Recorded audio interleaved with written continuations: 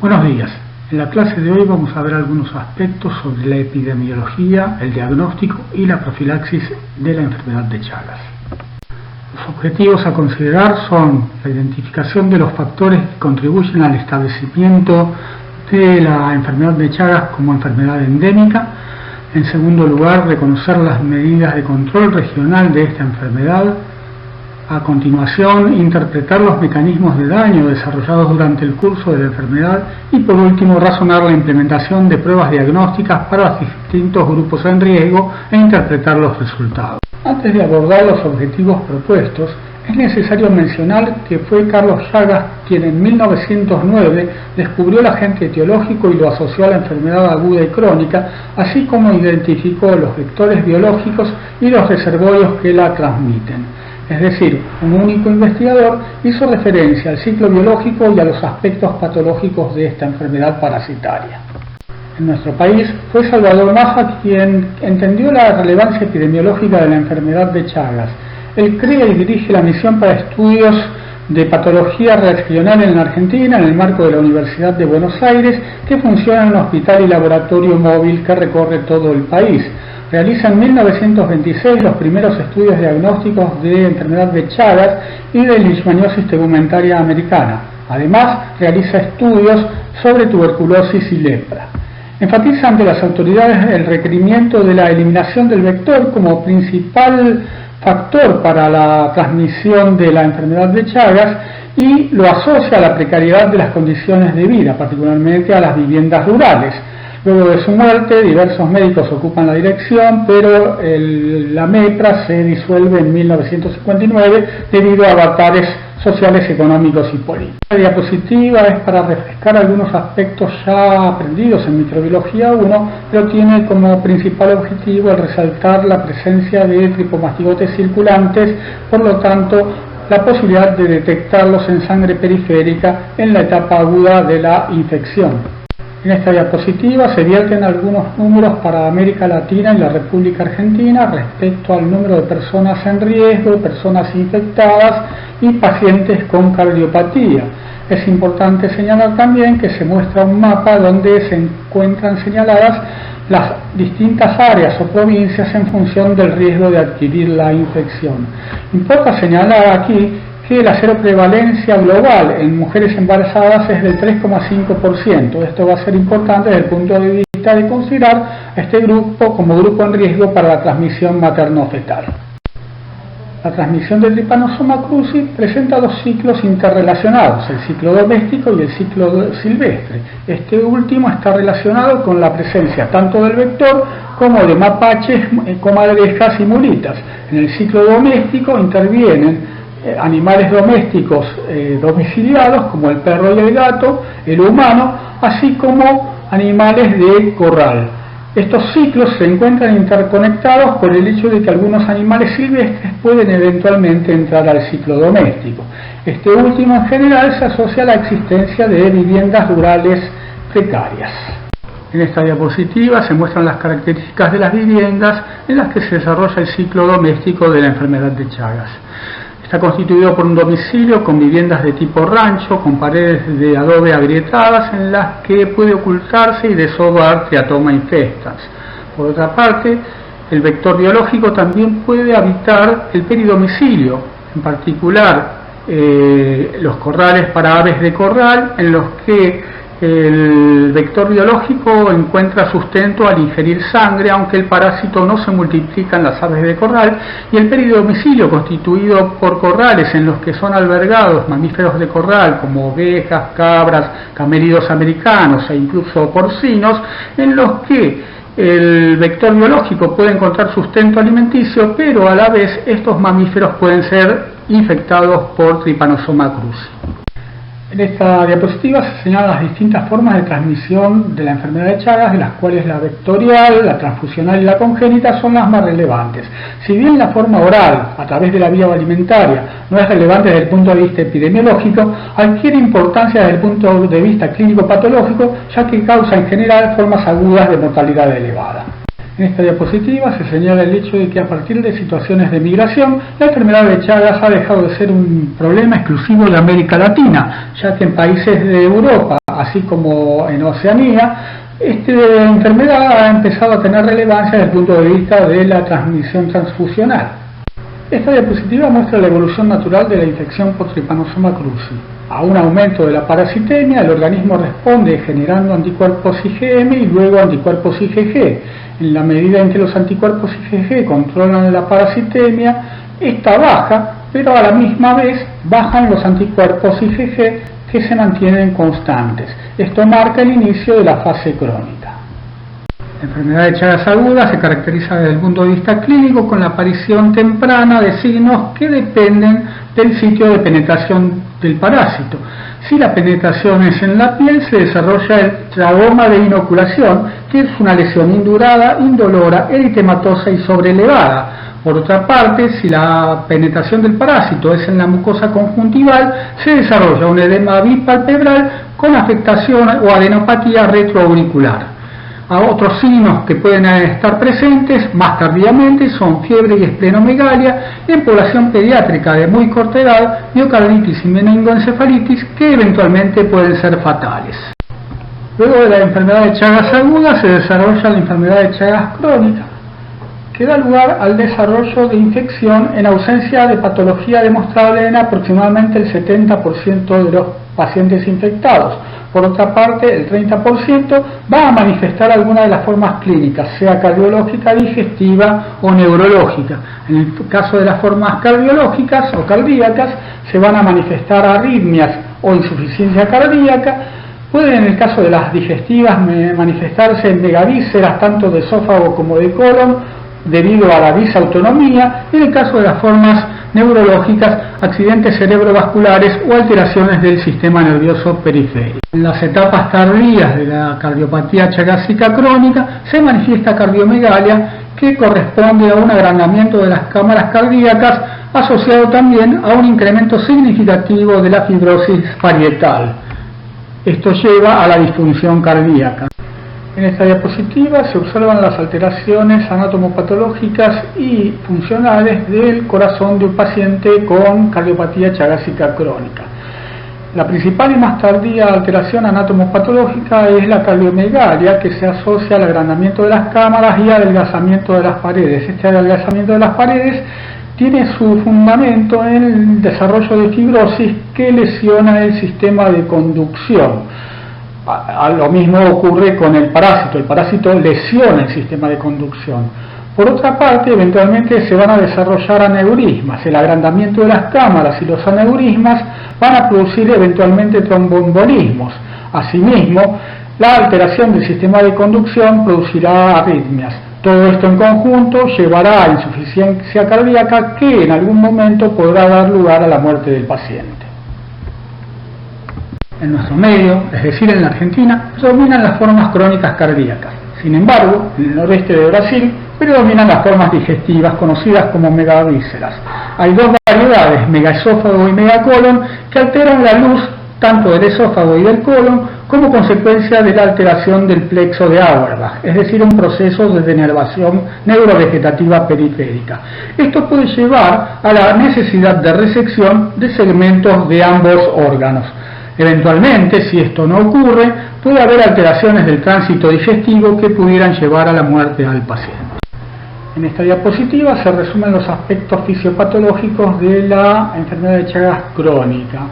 Desde el punto de vista general, sabemos que hay carga parasitaria baja durante la enfermedad crónica.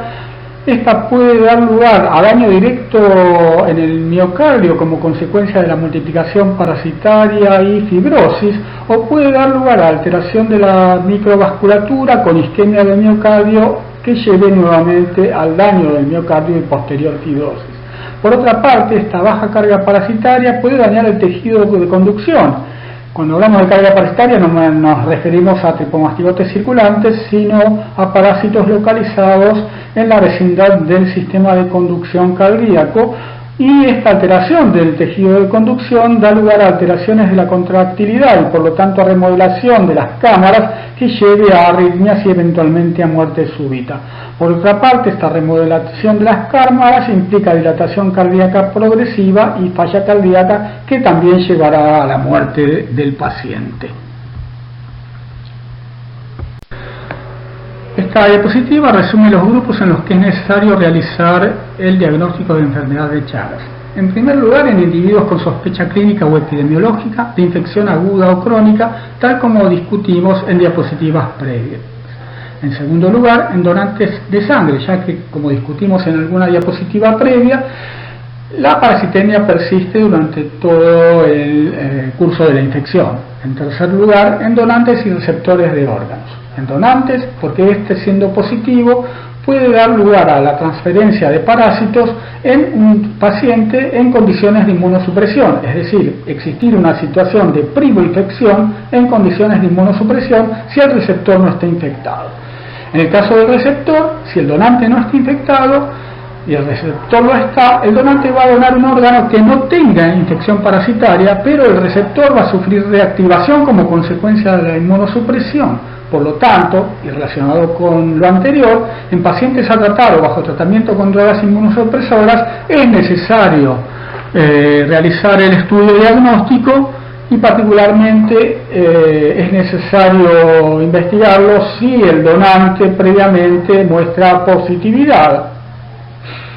En gestantes, como discutimos en el seminario de infecciones de transmisión congénita, las mismas no son tratables durante la gestación con fármacos antiparasitarios, pero si existe la instancia o la posibilidad de realizar un embarazo planificado, es posible realizar el tratamiento previo y con un clearance o con un tiempo de clearance suficiente como para que la droga no llegue a niveles tóxicos al momento de la gestación y disminuya de esa manera la carga parasitaria durante la gestación. Esto no excluye la posibilidad de transmisión, por lo tanto es necesario investigar a la gestante y es necesario particularmente investigar al hijo de gestante con diagnóstico confirmado. Esta diapositiva resume algunas de las características para la definición de casos sospechosos de Chagas agudo. Se trata de pacientes con fiebre, chagoma de inoculación, incluyendo signo de Romaña, deterioro del sensorio y miocarditis. Desde el punto de vista epidemiológico, también es necesario considerar su residencia actual o reciente en zonas endémicas, que la madre tenga serología positiva para Trypanosoma cruzi, siendo este un bebé de corta edad o un niño de corta edad, y que haya recibido transfusión de sangre o sea usuario de drogas endovenosas. Esta diapositiva resume los métodos más sensibles para el diagnóstico de enfermedad de Chagas. El microhematocrito generalmente se emplea en neonatos, se punza el talón con una lanceta y se recogen 6 capilares heparinizados de sangre que luego al centrifugarse dan lugar a la formación de una capa conocida como Buffy coat señalada en rojo, en la cual se concentran no solo los leucocitos sino también los parásitos. Se corta el capilar, se dispone la capa de Buffy coat en un portaobjetos y luego se observa bajo cubreobjetos en un microscopio. Para niños en los que es posible realizar punción venosa, se puede obtener gran volumen de sangre, el cual se coloca en un tubo de centrífuga sin anticoagulante, se centrifuga luego de la coagulación. El sobrenadante se utiliza para suero con el fin de hacer diagnóstico serológico y en el sedimento se observan eventualmente los parásitos que han decantado. Una tercera prueba de alta sensibilidad y especificidad, aunque todavía no validada internacionalmente, es la prueba de PCR que permite la detección de genoma de Trypanosoma cruzi en concentraciones que equivalen a aproximadamente 0,1 parásito por mililitro. Esta diapositiva resume las características de un caso sospechoso de enfermedad de Chagas crónica. Todo paciente con sintomatología cardíaca o alteración electrocardiográfica o radiológica, como por ejemplo cardiomegalia, y que además tenga residencia actual o pasada en zonas endémicas, o que sea hijo de madre con serología positiva para Trypanosoma cruzi, o tenga historia de transfusión sanguínea o uso de drogas endovenosas. Dado que en estos pacientes crónicos la parasitemia es de baja magnitud, la alternativa es realizar el diagnóstico mediante abordaje serológico. Se emplean para esto Las pruebas como hemaglutinación e inmunofluorescencia, aglutinación de partículas e inmunofluorescencia, hemaglutinación y ELISA o aglutinación de partículas y ELISA. Como pueden ver, ustedes se utilizan pares de pruebas que deben tener distinta especificidad y sensibilidad, y desde el punto de vista formal tienen que tener dos reacciones serológicas concordantes para confirmarse como positivas. Esas dos pruebas serológicas o reacciones serológicas deben emplearse para alcanzar entre un 98 y un 99,5% de sensibilidad. Aparte de los diagnósticos específicos mencionados en la diapositiva anterior, debe realizarse la evaluación clínica para la detección de lesiones viscerales, así como estudios complementarios consistentes en electrocardiogramas, ecocardiogramas y placa de tórax. Los estudios complementarios del paciente deben incluir también, en el caso de compromiso cardíaco, de Holter, ergometría y estudios de perfusión cardíaca, en tanto que en el caso de pacientes con compromiso digestivo deben incluir una placa seriada esofagogástrica y colon por enema. Desde el punto de vista del tratamiento existen dos objetivos. A nivel individual, claramente curar la infección. A nivel colectivo, disminuir la posibilidad de transmisión de la enfermedad. Desde el punto de vista de los fármacos disponibles, existen solamente dos fármacos actualmente empleables que solo tienen efectividad durante la fase aguda de la infección. En la fase crónica y en niños adolescentes solo deben tratarse a menores de 19 años. Si bien este tratamiento en individuos adolescentes y aún en adultos ha demostrado la disminución de la carga parasitaria, no ha demostrado que sea efectivo desde el punto de vista de disminución de la progresión de la cardiopatía chagásica crónica. También debe emplearse el tratamiento como caso agudo en pacientes con accidentes de laboratorio o accidentes durante un acto quirúrgico. Como se mencionó previamente, el tratamiento está contraindicado en embarazadas, pero también está contraindicado en insuficiencia renal aguda y en insuficiencia hepática o en pacientes con enfermedad neurológica grave, particularmente en el caso de tratamiento con nifurtimox. Esta diapositiva resume algunos de los efectos adversos de los tratamientos actualmente disponibles. Si bien el tratamiento farmacológico de la enfermedad de Chagas en la etapa aguda es central para evitar las consecuencias de la enfermedad crónica, la principal alternativa para controlar la enfermedad es fundamentalmente controlar al vector, por un lado, y tamizar bancos de sangre para evitar que donantes de sangre donen sangre infectada, es decir, disminuir significativamente las dos formas principales de transmisión. En este contexto se han creado iniciativas subregionales para el control de la transmisión de la enfermedad de Chagas que tienen esos objetivos en particular. En esta diapositiva se señalan los abordajes para la eliminación y control del vector y para el control de donantes en bancos de sangre.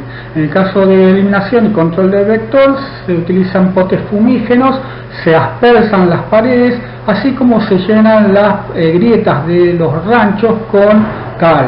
Por otra parte, se colocan biosensores que simulan grietas en las paredes que permiten que cuando los vectores biológicos ingresan, dejan las mudas o dejan deyecciones o dejan los huevos, y a partir de esto se pueden realizar evaluaciones desde el punto de vista demográfico de las poblaciones de vectores biológicos en el domicilio infestado por vinchucas.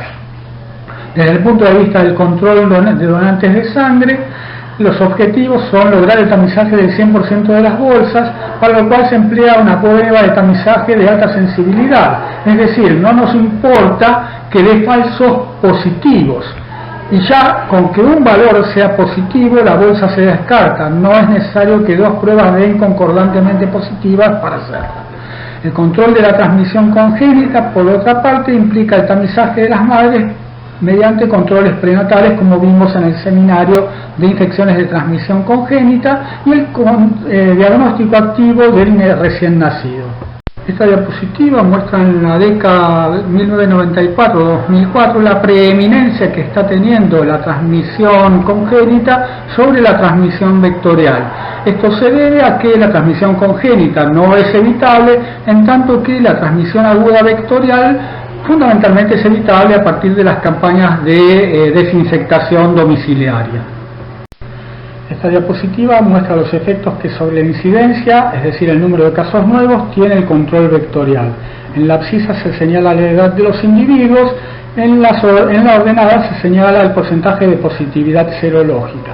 En línea punteada se señala qué es lo que ocurre antes del control vectorial y en línea llena qué es lo que ocurre 10 años después del control vectorial.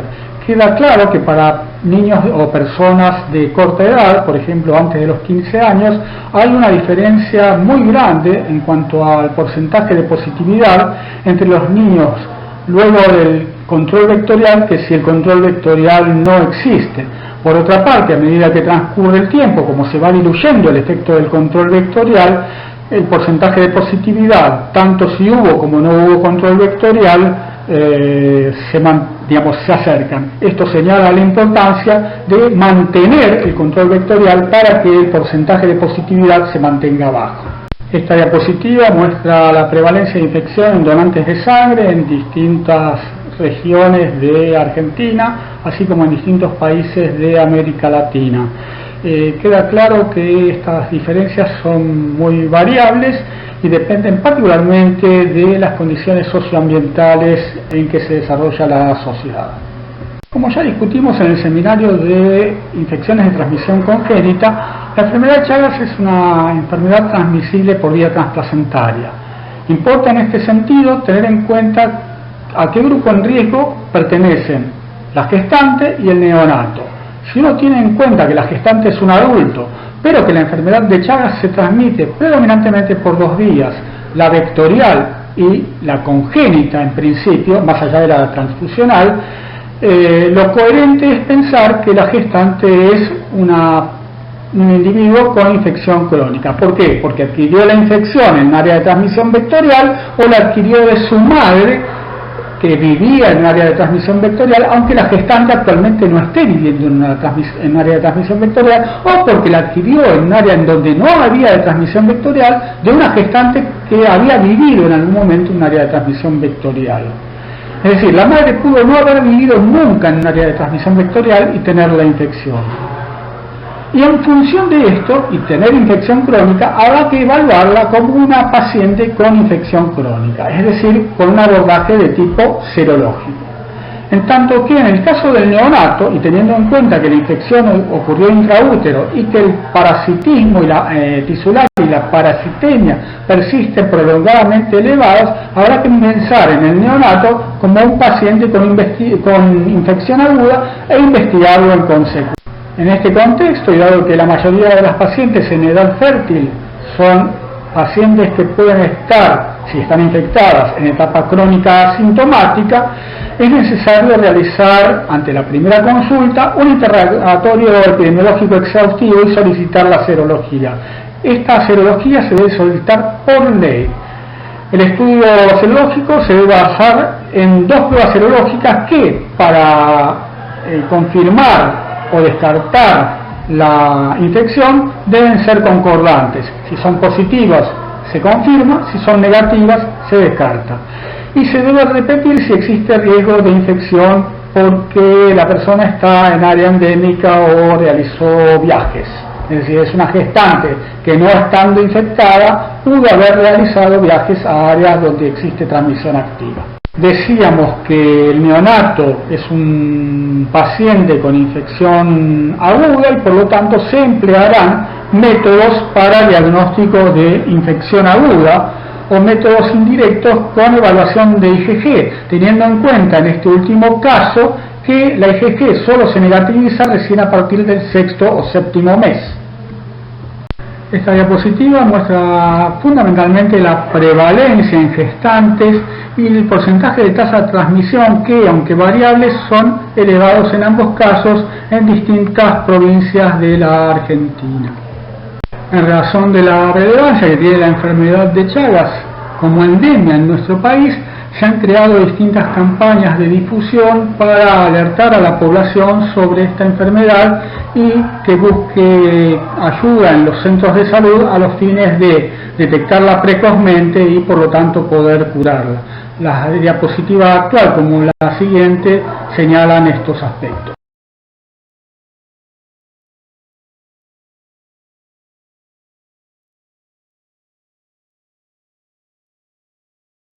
Esta última diapositiva resume los aspectos centrales de esta exposición y permite concluir que solamente la voluntad política va a permitir emplear los recursos adecuados para lograr el control y eventualmente la erradicación de la enfermedad de Chagas.